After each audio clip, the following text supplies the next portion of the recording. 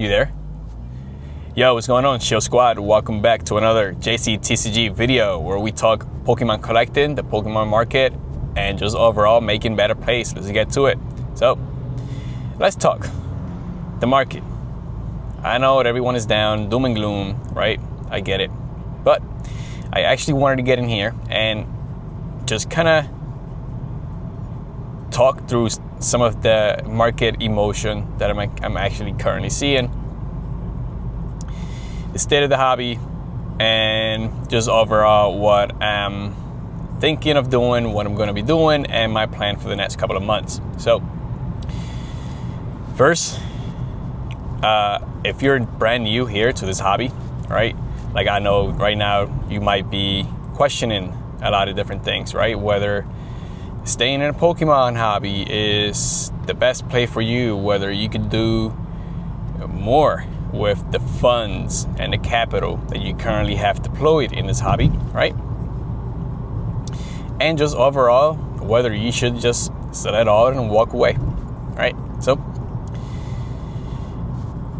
everyone's situation is different. If you feel relieved to walk out, right, and sell, and if that would alleviate some stress in your life, I would say go for it. All right. So everyone's situation is going to be different, and that is my first response to that. However, if you are in a better place mentally, right, you don't technically need the money, right? Because, you know, money does not grow on trees.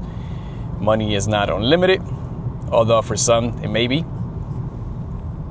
But if you are in this hobby and you want to, I don't know, have a longer term horizon, then maybe it will benefit you to stick around, right? So what I mean by that is on all markets, right? The stock market, crypto, even Pokemon, right? Overall, it's all the same. Every market is emotional, and it is driven by hype. It is driven by demand. It is also driven by news and just overall sentiment, right? So what I'm seeing from Pokemon right now is that everyone is bored, right?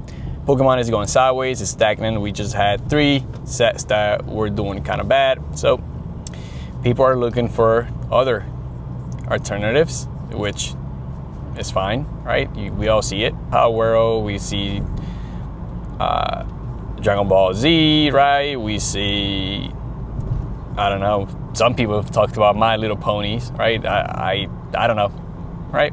We see it, right? Riftbound, we see it. So that is going to be the first group of people that have assets, capital to play around and speculate. They will be looking for other TCGs while Pokemon goes through its move, right, which is sideways. Second group of people who just overall bought market, right? They bought at market. They couldn't immediately flip it, right? This is more of people who are flipping, right? They buy for MSRP and they try to sell it quickly to the market.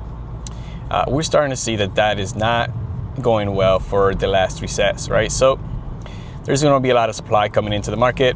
Chaos Rising, Perfect Order, and Pitch Black.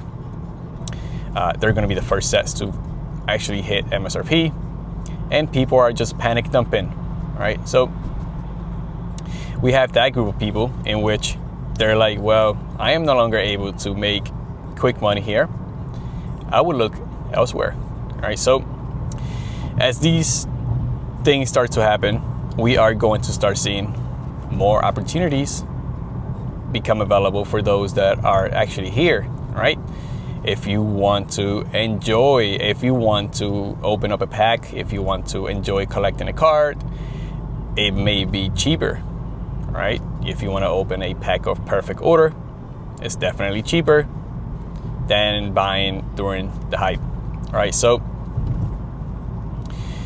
with that being said, the third group of people is going to be those who have a longer term mindset, right? Who are just here to grow, learn, right? To experience the cycle, to experience the hype, right? To experience the downtrend, right? Because it's all part of the market cycle. Unless you have a magic 8 ball that tells you, hey, you should sell at this time for this amount, because at this other time is going to go to absolute zero, then you're just playing in the same field as everyone else, right? So to the third group of people, you are going to start seeing tons of opportunities open up, right? So that is something that I'm looking forward to, whether it is, I don't know, PC ETBs, whether it is getting into bigger sets that I was not able to build a position on, like Destined Rivals, if it goes down to, I don't know, 300, right? Because that will be 50% down from its all-time highs, right? Destined Rivals, it did reach $600. So if people start panic dumping it, then that opens up opportunities.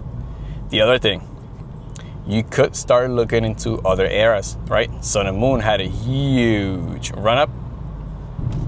Maybe people might be taking profits, all right? You might be able to get some discounts on some of those, at this point, collectible boxes, right? Because at this point, you're probably not gonna open up a Cosmic Eclipse box.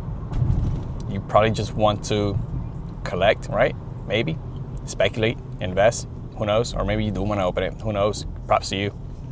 You could probably look into XY, right? Breakthrough, Breakpoint, great sets, right?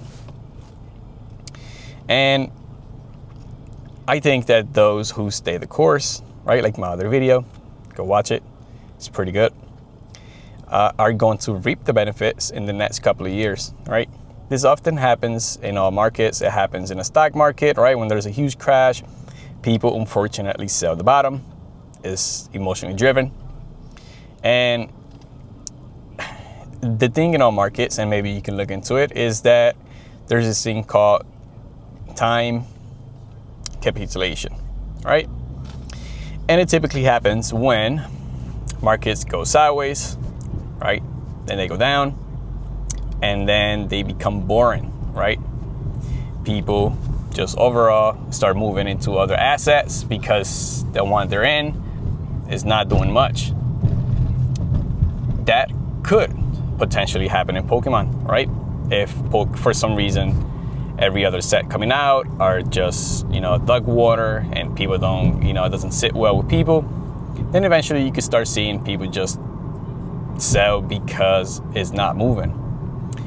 However, I don't see it happening, with the next 2 sets, given that we have Delta Rain, Rayquaza set, and then we have 30th anniversary.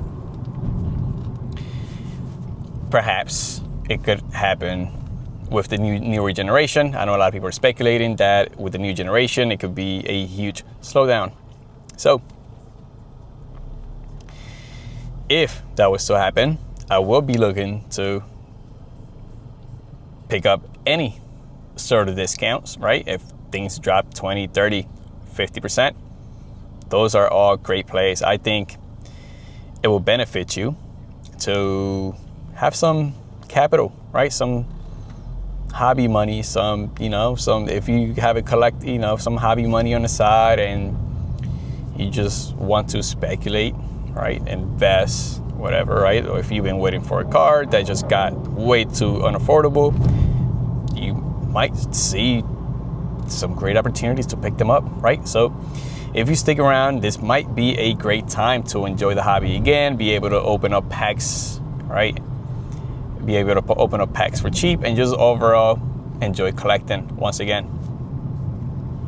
So just want to wrap it up here. I hope some of that makes sense. There's a lot of stuff that's going on that's going to be happening soon as well. Everything is going to definitely make sense after the 30th anniversary. Until then, just enjoy the hobby.